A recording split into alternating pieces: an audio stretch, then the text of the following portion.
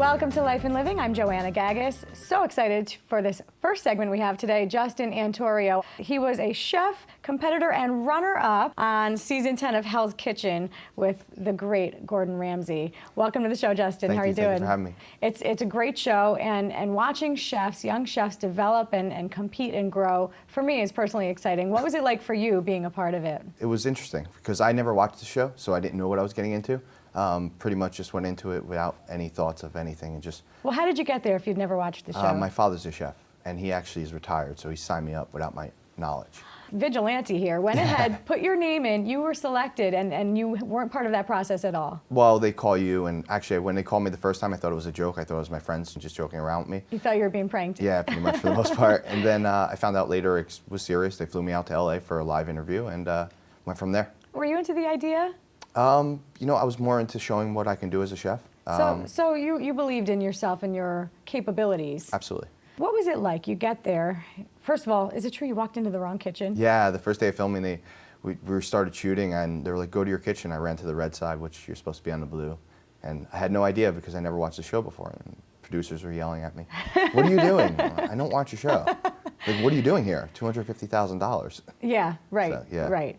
So you get there, and right away you're thrown into the mix, and you're thrown into some serious competition. Talk us through what it's like first day, first time that you have to prove what you can do. They make it pretty comfortable that you don't know the cameras are there, and you're thrown into a kitchen where you don't know where anything is. So you don't have the camera right in your face, and you don't have that feeling of, you know, you're kind of mugging. No, they're propped up in all different places, so Okay. you don't really know well, you know they're there, but you don't really, you don't see them. You don't feel it. No. And then you're running around a kitchen that you have no idea where anything is, with a bunch of people that you have no idea who they are.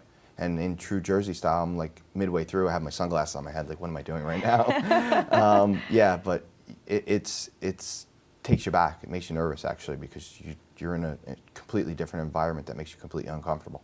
What was the living situation like for you? You're out there, you're in LA. Are you around friends and family? Are you able to communicate with people? No, you're actually, you're sequestered. You live above the kitchen, and you have no phone, no newspapers, no pens, no papers, no radios, no books, nothing really. Nothing but time to sit and think about what? What went through your head? Cooking.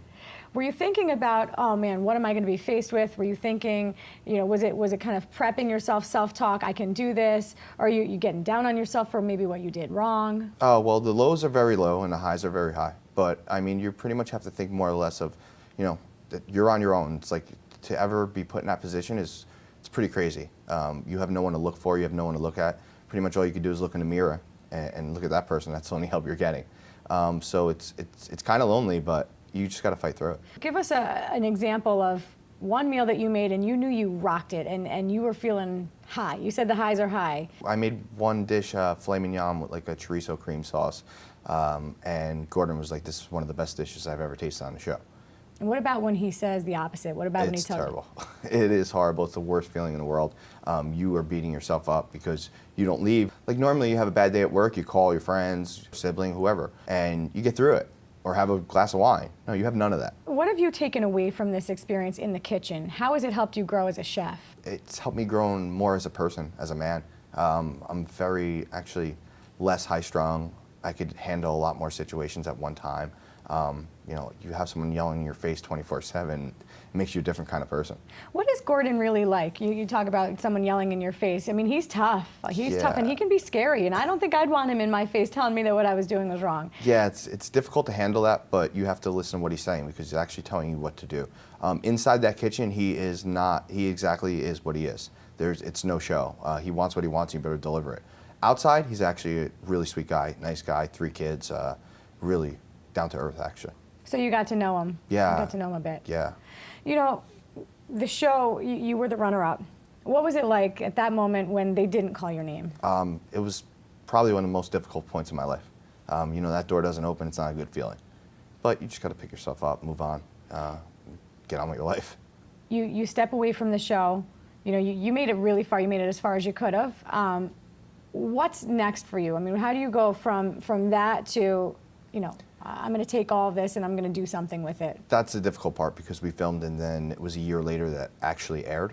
So I had to take that in and just go on my daily routine of life and then figure out what it was I really wanted to do it myself. Well, you're now chef de cuisine at Anthony David's and Bin 14 in Hoboken, two great restaurants.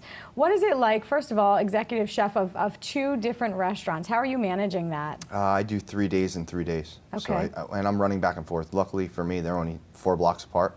So I do a lot of running back and forth, actually. It's owned by Anthony Pino. How much control do you have over the creative process and the menu and what's put out to the customers every day? Anthony gives me a lot of control, actually. Day-to-day operations, I pretty much am there for him. We sit down, we talk about the menu and my ideas and his ideas, and we collaborate. Probably one of the best people I've ever worked with, actually. Where does the creative process come from for you? It's just, it's everything. You got to go with everything that you're seeing out there, what's going on, where you are. I mean, Hoboken is still New Jersey, so you got to really play to the palates of everyone there. And what about New Jersey farms? I mean, are you working with New Jersey farms and incorporating local foods? Yeah, absolutely. All our cheeses are pretty much local as they can come. We have an urban garden on top of CVS on 15th Street in Hoboken. We go grab our arugula and all that kind of stuff from there. So we're using as much local as we can. Why is local important? Why do you? It's sustainable. It keeps everybody employed around the area, and it keeps the farm still going, and it keeps New Jersey alive. What's next for you, Justin? We're actually opening a third restaurant. What's it called? We don't know yet. It's 15th and Willow in Hoboken. It's a work in progress, but definitely like a farm-to-table gastropub, large, something Hoboken hasn't seen before.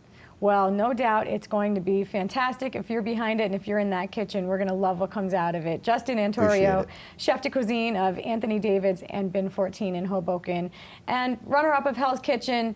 Hey, you did great. You made New Jersey proud. Thank you so much. Thank you, for having me. Justin. Absolutely. And don't go anywhere. More Life and Living coming up right after this. Life and Living has been a production of the Caucus Educational Corporation, celebrating over 25 years of broadcast excellence, and NJTV. Funding for this edition of Life and Living with Joanna Gagis has been provided by Wells Fargo, Berkeley College, New Jersey Sharing Network, Health Republic Insurance Company of New Jersey, Community Education Centers, Kessler Foundation, and by Choose New Jersey. Promotional support provided by the Star Ledger, powering NJ.com, and by the New Jersey Business and Industry Association and its monthly magazine, New Jersey Business. Life and Living with Joanna Gagis has been produced in partnership with St. Joseph's Healthcare System.